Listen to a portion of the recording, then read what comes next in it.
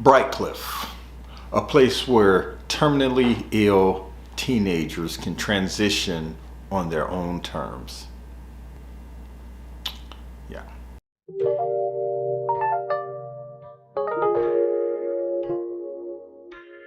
Midnight Club, horror fiction genre, released on Netflix October 7th. It's so difficult to talk about this movie. A group of 8 terminally ill teenagers who all reside in a hospice called Brightcliffe, where they go to die. Okay, maybe I shouldn't say die, where they go to transition on their own terms. I'm gonna start off by saying that the idea of a movie with terminally ill teenagers is morbid, it's sick, it's emotional, it's from the beginning, it was totally traumatic to watch.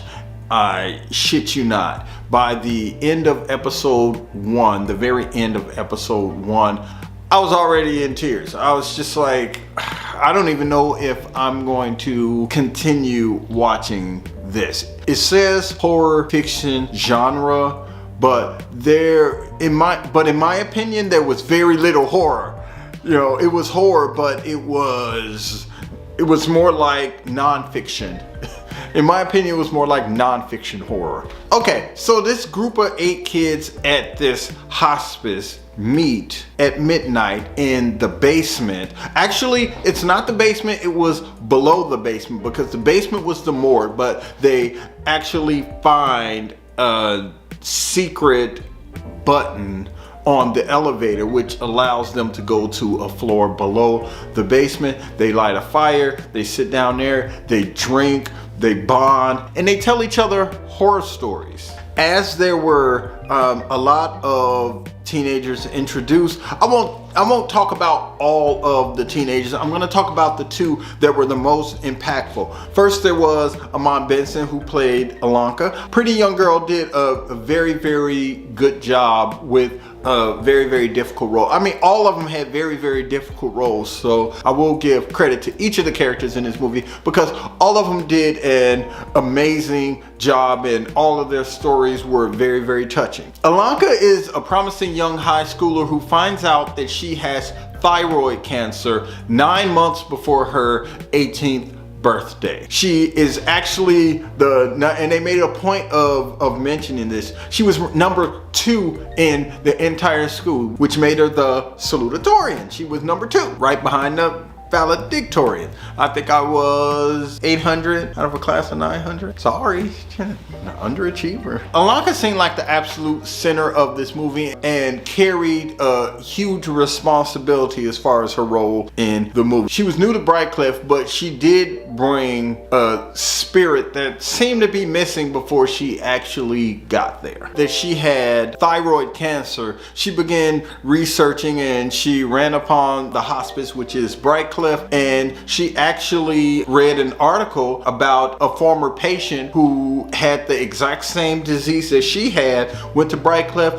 and somehow got cured. So that's what drives Alanka full force into Brightcliffe, because she figures that she can defy the odds. If she can become number 2 in her school, she likes her odds of being the other person who goes to Brightcliffe and somehow mysteriously, miraculously becomes cured. The second character is Ruth Codd, who plays Anya. Anya has bone cancer. They didn't reveal that until late in the story. You didn't know. They didn't tell you. All you knew was that Anya was in a wheelchair and she had this really strong Irish accent. She had an even stronger personality, which was really buried behind a lot of anger, at times hostility. To me, she was just this broken, angry, young person, just angry, like, why did this have to happen to me, and the world is shit kind of anger. I think that that was necessary in the story because everybody can't be accepting, and she wasn't accepting. She was like, this is bullshit that this happened to me. This is all bullshit. Everything is bullshit. I hate everybody. I hate everything.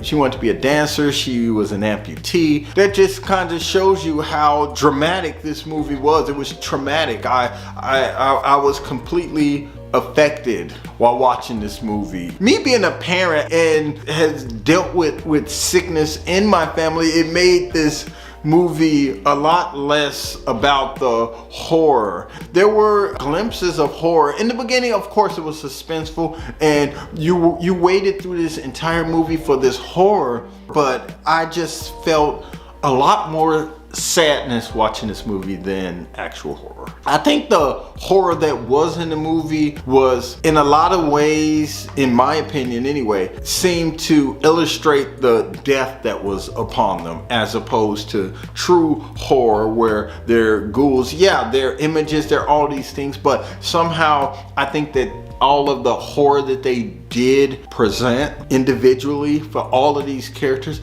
it was just tied to them dying. My warning is that this movie is not for the faint of heart. It's not one of those horror movies like you go see Halloween. Halloween Ends is out in movie theaters right now. I did a review on it. I'm gonna put the video up on the screen. Please watch that video. I think it's doing very well for my channel, and it was actually a really good movie. Watch my video and see what I had to say about Halloween Ends. But it wasn't that kind of horror. There was like this one really bright spot in this movie that you didn't get to till there were like 10 episodes, till around 8, somewhere in there. You got to this one pending bright spot in the movie, but still, even that part was overshadowed by a little bit of sadness. Of course, here I'm not going to spoil the movie because I don't spoil movies, but I will tell you that Midnight Run is out on Netflix right now. If you like that sort of thing, go check it out. Leave a comment down below, let me know what you think. If you like this video, click the like button. I invite you to subscribe to my channel, BT Bonner.